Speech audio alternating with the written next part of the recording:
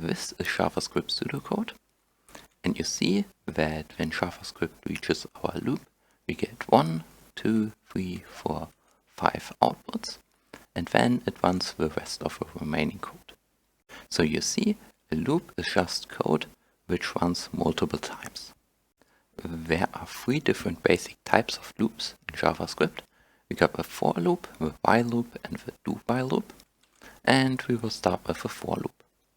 So we write for, parentheses, I equals 0, I less than 5, and I plus plus. Then we have curly brackets, and inside them we write console.log hello. And let's create some more space. We have 3 different parts. The first part is the for, which shows that this is a for loop. Then we have the content inside the parentheses, here in red. And all that it does is it defines how often the loop loops. In this case, all of these 3 statements just say that the loop should loop 5 times. And here in the curly brackets, in green, we have the content of a loop. That is the stuff that gets looped. The I stands for iterator, but at the end of the day it's just a variable and you can call it whatever you want. But I would recommend calling it I simply because it's the most used name, and so if everyone else sees I, he knows like, hey, yes, that's a loop. Here we see a diagram which shows the logic of a loop. So the for loop starts, and the first thing it does is it sets I to 0, and then the next step is the Boolean condition of a loop, the loop condition, here in the teal. And it asks, is I less than 5? So we have 2 options. This can be either true or false. In our case we have set I to 0. The question is 0 less than 5? Which is true. So we run the whole code inside the curly brackets. In our case it's console.log hey or console.log hello, like they should actually match, but it doesn't matter right now. So it console.logs out our text. Then it goes to I++, to the yellow, and it puts I equals 1. And then it goes back to the Boolean condition, and it now asks, is 1 less than 5? Yes, this is true, so it runs the console.log again. It increases I by 1 more, so we have I equals 2. Then it goes back to the Boolean condition, and get is 2 less than 5, and so on. Is 3 less than 5, is 4 less than 5, and then we finally reach 5.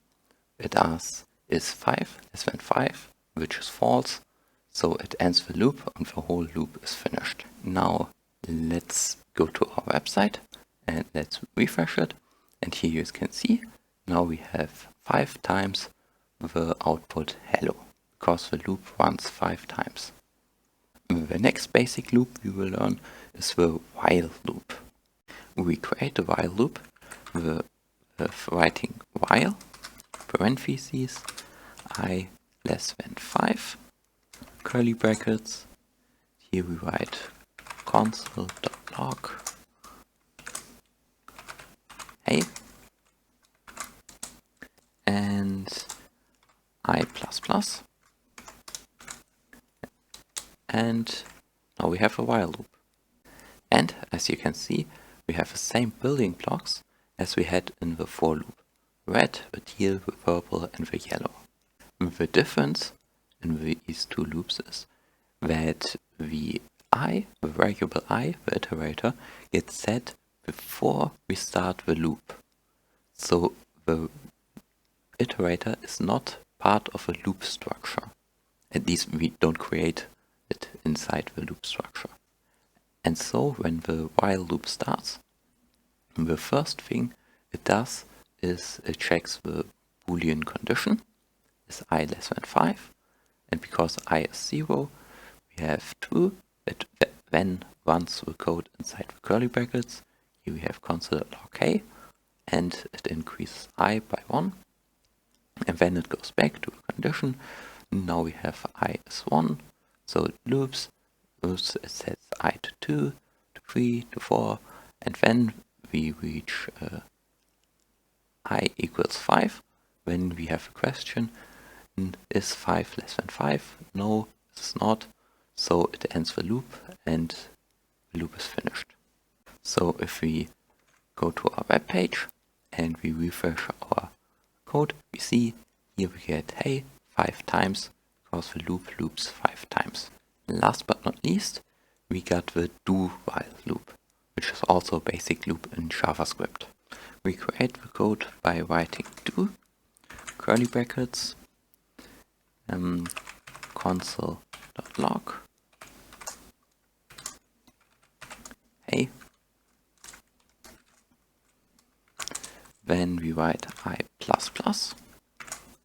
and now after the curly brackets, we write while, parentheses, I less than 5.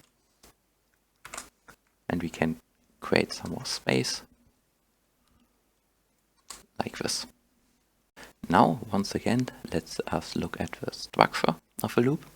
Here, once again, we have the same building blocks, and the do-while loop has also the iterator outside of a loop structure. So I is set to 0, and then we start the do-while loop. And now the special thing about the do-while loop is that the first thing it does is it runs the code inside the curly brackets.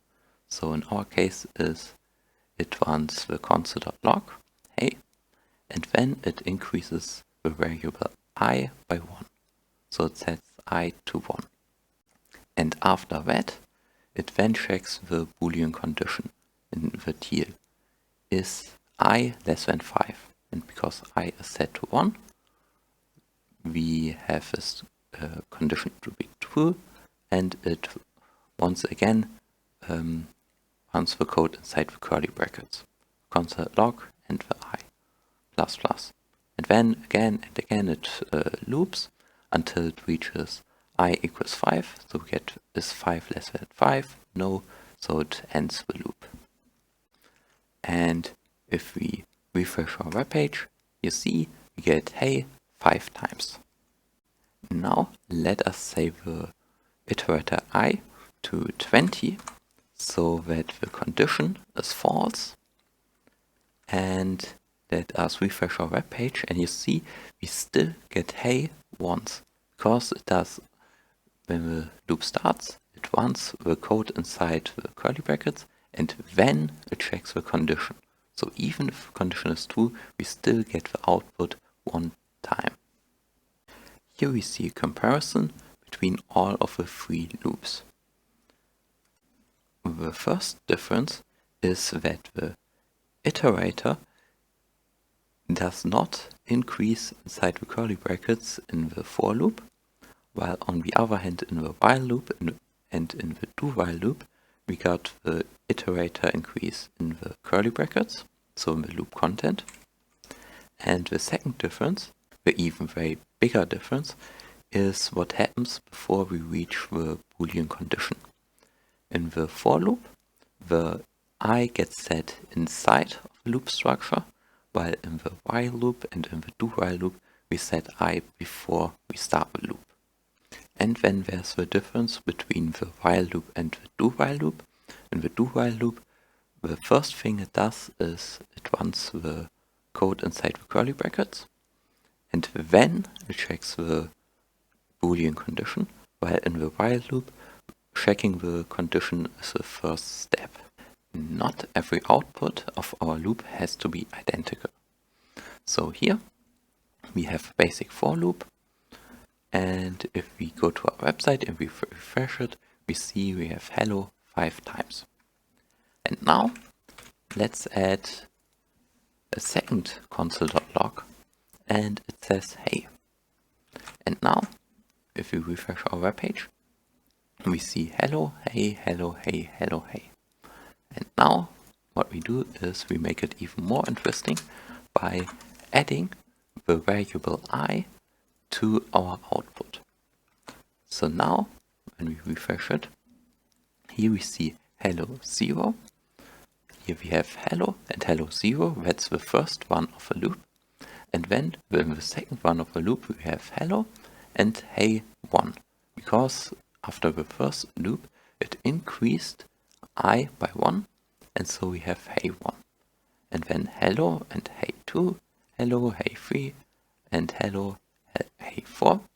And then, of course, if I reaches 5, then it checks this condition, which is then false, so it ends the loop. Now let's look at the scope of the loops. So we got the variable I, and we can use this variable outside of our loop. So if we write console.log I, and we go to our website and we refresh it, here we see we have hello 5 times, that is the loop, and then console.log I, which is 5. The next thing we look at are infinite loops.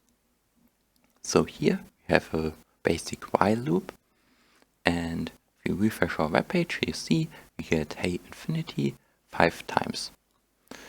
But now what will happen if we comment out this I++, or I can even delete it? Now I is set to 0, so it checks, is 0 less than 5? Yes, that's true, so it runs console.log. Then it loops back to the condition, is 0, because we didn't change the I, is 0 less than 5? Yes, that's true, so it runs the code inside the curly brackets. Then it loops back, and one more time, is 0 less than 5? Yes, so it runs the code again, and again, and again, and again, and it will do this an infinite amount of times. And that's really bad, it can crash your website, so I'm not going to refresh it. It didn't crash, I tried it multiple times, so it doesn't crash my PC, but I would still highly advise to think before you accidentally build an infinite loop. So first thinking and refreshing. The next thing we look at are if statements in loops. So here we have an empty for loop, and now we add an if statement to it. And now first let's refresh our web page. We should first save our document, and now we can refresh here. Now you see we got hello, hello, hello, and nope, because in the first loop run I is set to 0, so it checks if I is less than 3. Then console.log out hello, and yes, I is set to 0, so it puts out hello. In the second loop run, I is set to 1, so it also puts out hello. In the third loop run, I is set to 2, so it also puts out hello. And then in loop run 4 out of 5, we get if 3 is less than 3, which is false, so it console.logs out the else statement. And of course in the last loop run we have if 4 is less than 3, which is also false, so we get the else code one more time. Now we will look at nested loops. So here we have a basic for loop, and we have a variable j, which we are not using right now. So first let's go to our website and refresh it, and you see here we have our for loop 5 times. All so far so good. And now we will add a loop into our loop. So now we have here the while loop inside our for loop.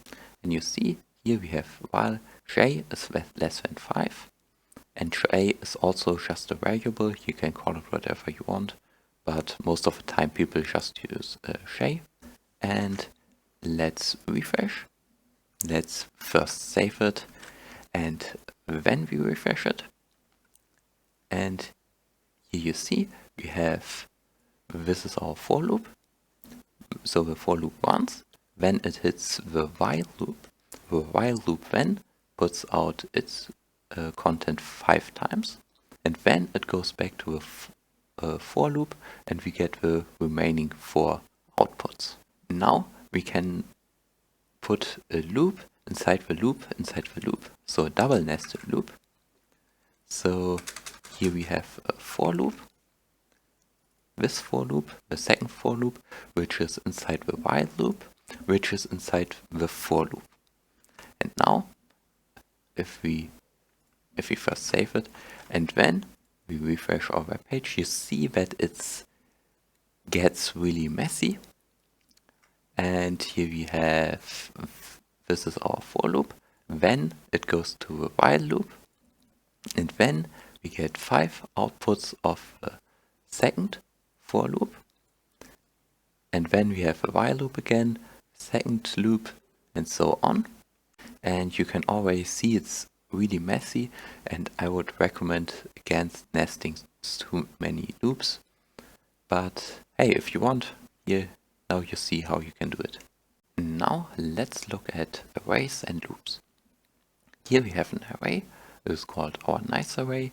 We have 5 elements in it, and here we have a basic for loop, which loops 5 times. Now we want to loop out this array. So let's write console.log, and we just put our nice array into it, and let's see what happens. Let's see what happens if we refresh it.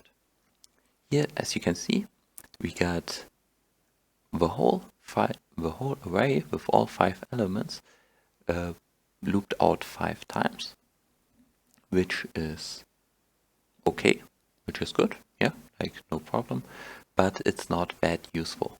Would be way more useful if every output with every loop would be one individual element of it.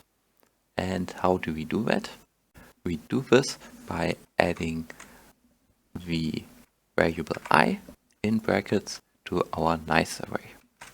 Now here we see the syntax of every loop that our loop does. So in the first loop we got a console.log, our nice array 0, because in the first loop I is set to 0, and because arrays always start at 0, we get the output car in the first loop. Then the I increased by 1 and it loops out the content once again, and we have our nice array 1 and it puts out 3, and so on and so on. So if we actually go to our website and we now refresh our web page, here you can see now we got all of the elements as a single output. Our array has 5 elements and our loop loops 5 times, which perfectly fits. But now let's say we want to add elements to our array, or we want to delete elements to our array.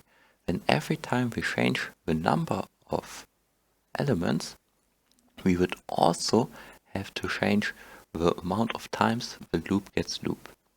And we can do this, but it's not really a nice solution.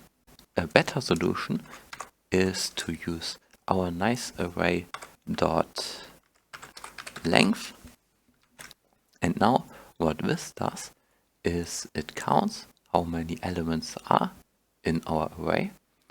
And so because we have 5 elements, it reads like if I is less than 5. And let's say we would add an element like computer. And now if we refresh it, you see the whole loop loops 6 times instead of 5 times, and we didn't have to change this syntax in the parentheses. We can write the whole loop in a smaller and more compact way if we use for of. So we write for parentheses I of our nice array, curly brackets, and console.log I. And now all this does is exactly like that. So if we refresh our web page, here you see we get the exact same output. But using for of is a smaller, more compact way. So you can write it both ways, however you like. Here we have an object, and now we want to create a loop which loops out all of these values from the object. So first name is the key, John is the value. These are always key value pairs. We will use the for in statement to create the loop. So we write for parentheses I in person. Person is the name of the object. Curly brackets and console.log person I. And now if we refresh our web page, you see that we get the values of the object as an output. So we have John, Smith, 69 and Pizza Baker. Let's say we now want the whole key value pair as an output. So we not only want to have John, but we want to have first name equals John. We do this by writing I plus space, here's some space, and now if we refresh, we see we get the whole key value pair as an output. And now to better understand it, we look how every loop looks. The first time with for loop loops, we get person in brackets I means person first name. And person first name is John and I is the first name. So we get the output first name equals person I, which is John. And then it loops the second time and it puts out last name Smith, then age 69 and profession Pizza Baker. So now we used for of in arrays and we used for in objects. And that's pretty much the summary of for of and for in. So it's a bit oversimplified, but it's good enough. So if you want to loop out arrays, you use for of. If you want to loop out objects, you use for in. And so that's it for this video. And yes, bye.